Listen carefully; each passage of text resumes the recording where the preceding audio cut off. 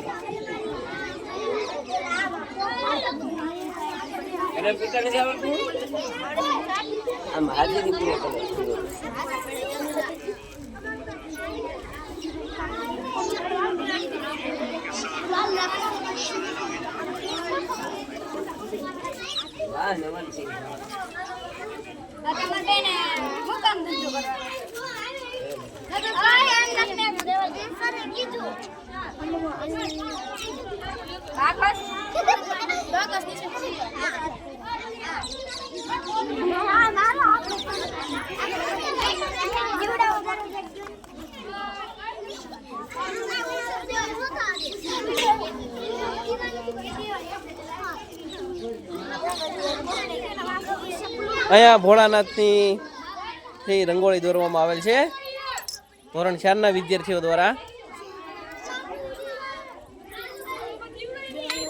અહીંયા જે ધોરણ 4 ના વિદ્યાર્થીઓ છે એ ઘણી મહેનત કરી રહ્યા છે. આજે છે એ લક્ષ્મીજીના પગલા બનાવવામાં આવેલ છે.